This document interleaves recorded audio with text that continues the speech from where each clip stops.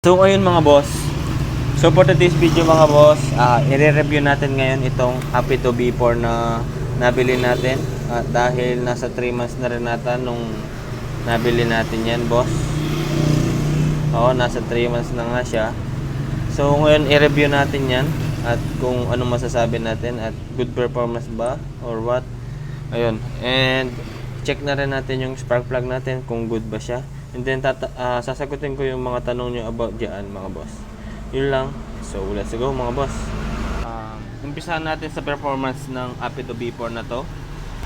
Sa kanyang performance, lalo na kapag nagra-rides or performance wise, kasi good siya and wala siyang delay.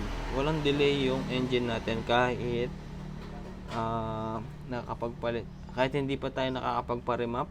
And yung tunog niya, about sa tunog, goods na goods kasi napakalutong niya mga boss. At soon kapag magkakapera tayo, kung sakali, baka magpa-remap tayo mga boss. Pero sa ngayon wala pang pera, kaya yan na lang muna boss. About naman sa ano niya mga boss, appearance, ayan, good looking, and then napakalaki ng kanyang tip. Ayan yung tip niya oh. So ayun, sa mga nagtatanong about dun sa ating ginawa na hindi tayo nagpa-remap, okay naman yun. Okay naman kahit hindi mo na magpa-remap mga boss, as long as makapag-reset kayo ng ECU and TPS. Yun lang naman. Sa mga nagtatanong kung nagpa-remap tayo, hindi po ako nakapag-remap kasi wala pang ang budget. Reset lang muna ang ginawa natin. And about sa performance, hindi naman siya nadidelay and all goods pa naman siya mga boss. Kung magtatanong kayo kung need pa talaga siyang i-remap mga boss, need talaga yan i-remap para matama yung air and fuel ratio na papasok sa inyong engine. Yun lang naman. Pero ako nga, sabi ko nga sa inyo, wala pa tayong budget, kaya hindi pa tayo makakapagpa-remap. So ngayon mga boss, after natin yan sa about dito sa pipe na to, about sa performance and kung nakapagpa-remap ba tayo, yung performance wala yan, hindi kanya bibitinan, lalo na sa paahon. Na-try kasi natin yan ni pang layo or dinala natin yan sa paahon na lugar. Dinala ko yun sa Mount Samat mga boss, wala naman siya naging problema at all goods na all goods hanggang ngayon mga boss. Last month pa ata yun mga boss.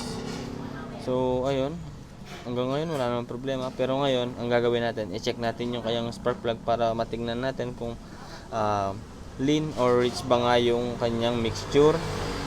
Kasi yung mga Honda Click na linabas ngayon mga boss, lean yan kasi ayun na nga, kaya ginawang lean yan mga boss kasi para tipid siya sa gas. Fuel efficiency yan mga boss. Kaya ganun. Kaya pinaparemap ng iba para matama nga yung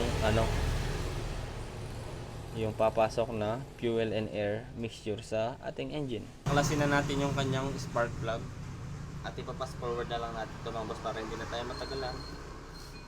At yung tools na gagamitin natin ay yung libre nang galing sa kasa. Ayan, ito lang yun. Ayan, ito yung ating spark plug mga boss. Kaya na bahala. Joke lang. Ayan no. Tignan nyo mabuti mga boss kung anong yan. And then search tayo sa Google kung anong mixture yan mga boss no. Tignan nyo mabuti mga boss.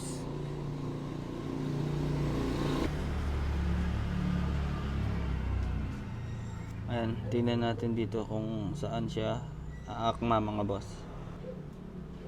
Tingin ko nasa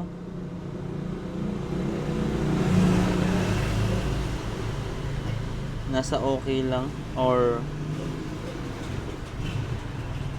nasa okay lang siya, malapit siya sa good mga boss. Ayan, mukhang dito yan. Ito yan oh. So tignan nyo. Or pwedeng, ayan, pwedeng ito. Nasa ganun. Kaya okay lang naman pala mga boss. No, okay lang siya at wala siyang pero papunta na siya sa lean. Yun na nga yung lean.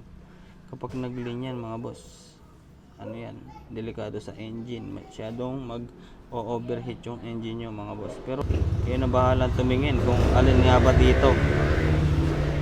Pero yung ako, ang makikita ko ito, nasa okay lang siya mga boss, no? Ayan, no? Kaya okay pa tayong kahit hindi mo na magpa-remap mga boss. Kung gusto niyo ng mga boss mga parts na binibili natin, nasa TikTok lang. Punta kayo sa TikTok ko. Andun lahat ng mga parts na binibili natin dito sa motor natin mga boss. So ilagay natin to and then i-test drive natin siya mga boss. Tignan natin yung performance ng motor na to. So ngayon mga boss, tara i-try natin siya. Try natin siya ang pang mga boss, i-top speed kung gusto naman yung performance.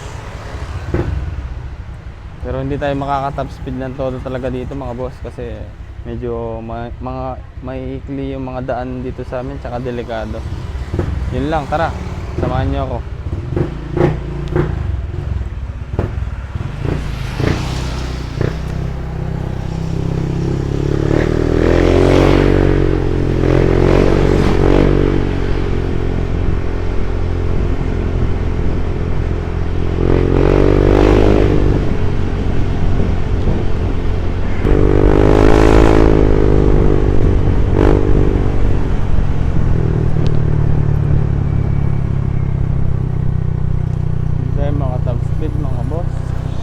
Hindi tayo mga top speed mga boss, dami sasakyan.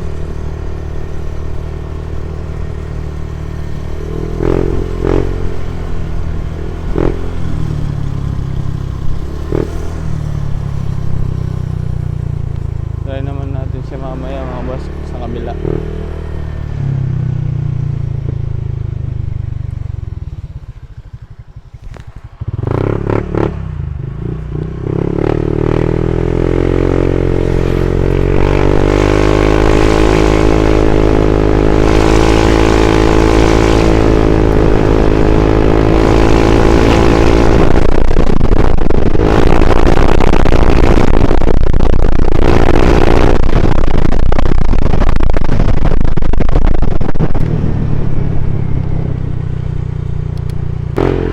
So ayun mga boss, hanggang doon lang tayo. Hindi na natin i-exceed yung limits natin kasi masyado maikli yung mga daan dito sa amin.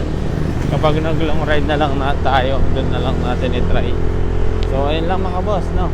Mukhang dito na tayo magtatapos mga boss. At hintayin nyo pala yung susunod natin na vlog mga boss.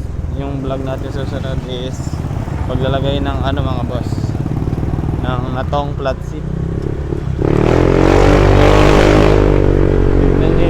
Natin mga boss, natong flat seat, and then palit din tayo ng shock na RCV kulay puti soon mga boss. Uploading yan, magkaiwala yun mga boss para marami tayong kitain. Hindi, joke lang, para mayroon tayong kitain sa mga natin pinagbibili na yun. Yun lang, aris palagi mga boss, peace out.